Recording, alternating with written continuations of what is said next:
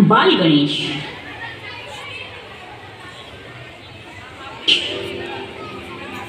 गणेश जी को कार्तिकेय नाम का एक भाई था।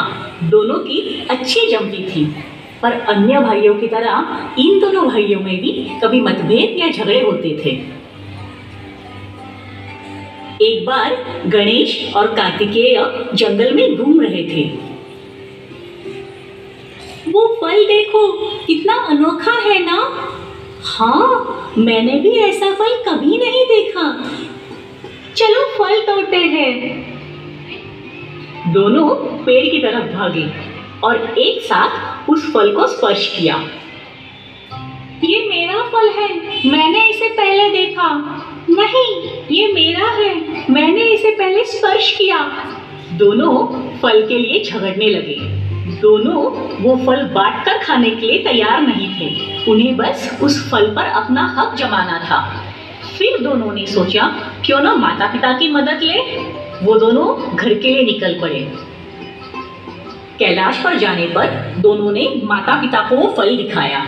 माँ, ये फल मेरा है, मैंने इसे पहले देखा है। नहीं, ये मेरा है, मैंने इसे पहले स्पर्श किया है। फल देखकर भगवान शंकर ने कहा, अगर इस फल का असली हकदार इसका ग्रहण करे तो उसे अमरत्व तथा अतुल्य बुद्धि प्राप्त होगी। माता पार्वती ने कहा, हम इस फल के 2 टुकड़े करके दोनों पुत्रों में बांट देते हैं। नहीं, ऐसा नहीं हो सकता। दोनों में से कोई एक ही ये फल खाकर उसकी शक्तियाँ प्राप्त कर सकता है। मैं छोटा हूँ तो ये फल मैं खाऊंगा। नहीं, मैं बड़ा हूँ, इस पर मेरा हक है। प्रभु, अब आप ही कुछ कीजिए। मुझे लगता है हम नारद मुनि को बुलाएंगे, उनके पास इस बात का हल जरूर होगा। भगवान शंकर ने नारद मुनि को आवाज दी। पलक झपकते ही नारद मुनि हाजिर हुए।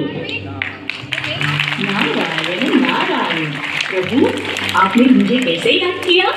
देवी पार्वती ने उन्हें फल की सारी कहानी सुनाई। नारायण नारायण, मैं इन दोनों के सामने एक चुनौती रखता हूँ। जो जीतेगा वही इस फल का हकदार होगा। दोनों भाई मान गए। हमें मंजूर है। दोनों को विश्व के 3 चक्कर लगाने होंगे।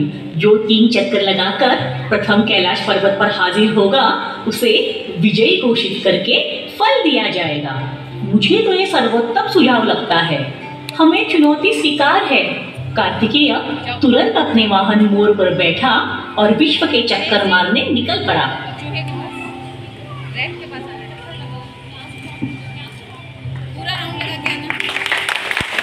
और यहाँ बाल गणेश कुछ सोचने लगा।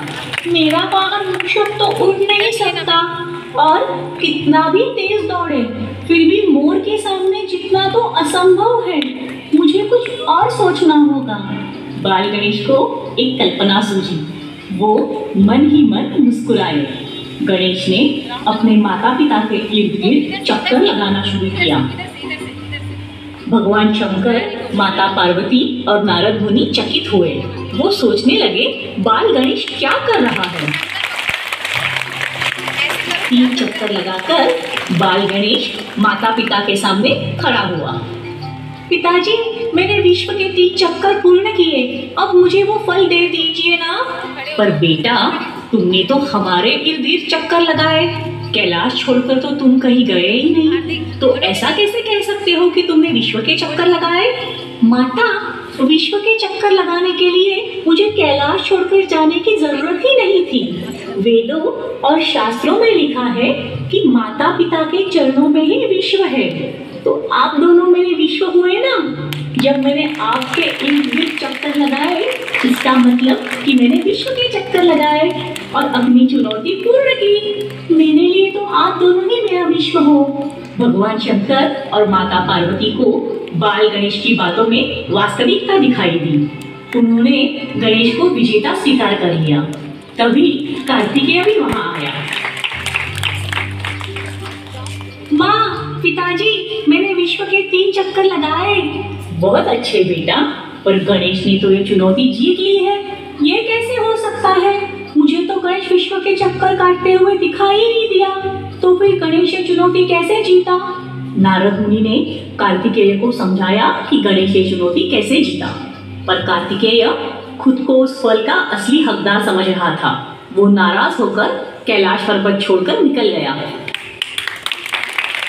भगवान शंकर ने कहा, गणेश तुम जीत गए, ये लो तुम्हारा फल। भगवान शंकर, माता पार्वती और नारद मुनि को बाल गणेश की बुद्धिमत्ता देखकर आश्चर्य हुआ। माता पिता का आशीर्वाद लेकर गणेश ने वो फल खुशी से खाया।